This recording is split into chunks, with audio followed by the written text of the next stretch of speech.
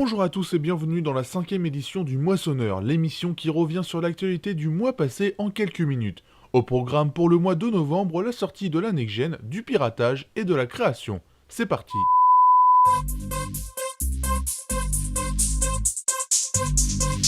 Bien évidemment, pour commencer les news du mois de novembre, il faut bien sûr parler des consoles next-gen. En effet, la nouvelle génération est maintenant disponible chez nous et les chiffres sont plutôt bons. La PS4 s'est vendue à plus de 2,1 millions d'exemplaires et est en rupture de stock partout dans le monde. Sony n'avait pas du tout prévu l'affluence de la next-gen auprès des joueurs. Concernant la Xbox One, Microsoft a écoulé 2 millions de Xbox One. D'excellents chiffres qui montrent que le jeu vidéo s'invite dans plus en plus de foyers.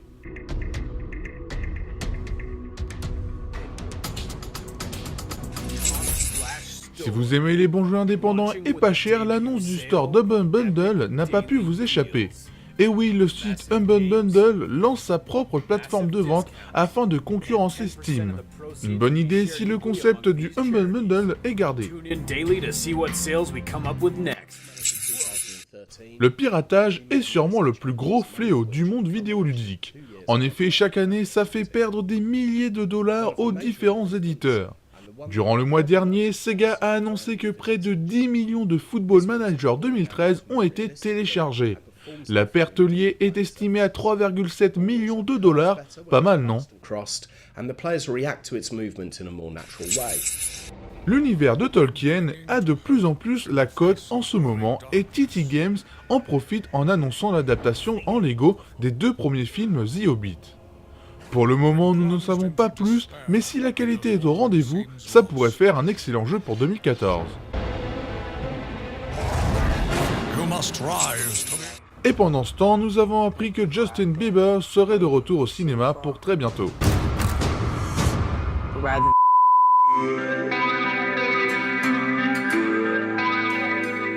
Le mois de novembre a été plutôt bon en termes de sorties. En effet, que ce soit pour les jeux vidéo ou le cinéma, on avait le choix.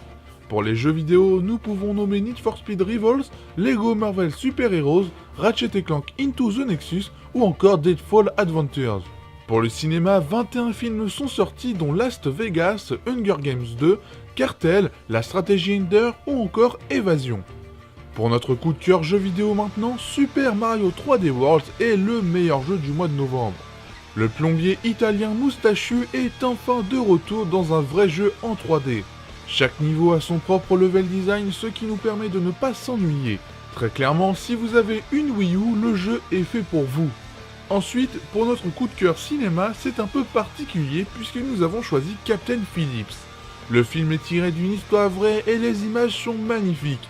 L'histoire du capitaine qui sauve son rafio des pirates modernes est vraiment bien retranscrite sur le grand écran. Un excellent moment à passer dans une salle obscure.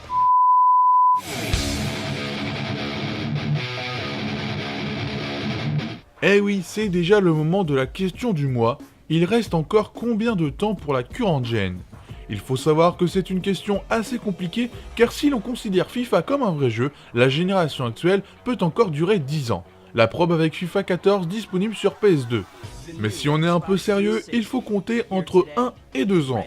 En effet, pour le moment, la next-gen n'a pas encore énormément d'exclus et surtout la plupart des jeux à gros budget sont transgénérationnels.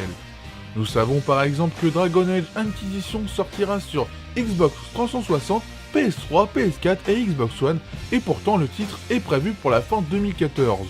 On peut aussi nommer Destiny qui sortira le 9 septembre, pour 2015 sortira Metal Gear Solid 5 The Phantom Pain.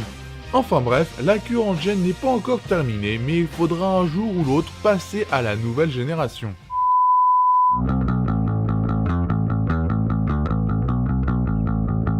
Bon et bien voilà, le moissonneur numéro 5 touche à sa fin.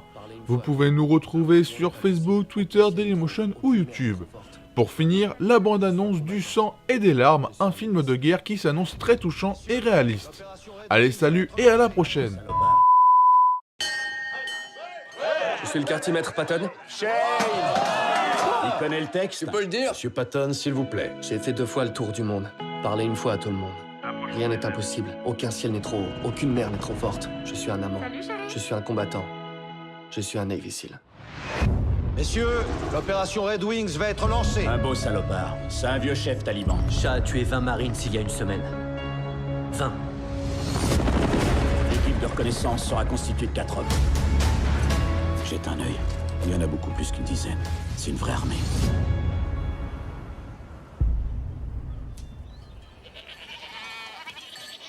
Bouge-toi! À terre! Arrête! Bouge pas! Cette opération n'est plus possible. En fait, pour moi, on n'a que 2 options. 1, on les libère et on décampe. À la minute où ils arriveront en bas, on aura 200 djihadistes sur le dos. 2, on met fin à notre problème. On peut pas faire ça. Je m'en tape. Il n'y aura pas de vote. On va relâcher ces bergers et on rentre chez nous. Reçu, lieutenant. Reçu.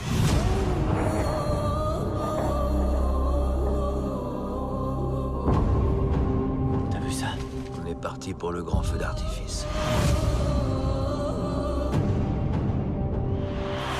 Il y a comme une tempête en nous. Contact! À 12 heures! Une pulsion. Une volonté de se dépasser, d'aller au-delà de ce qu'on croit possible. On se bouge! Mourez pour votre pays, je vais vivre pour le mien.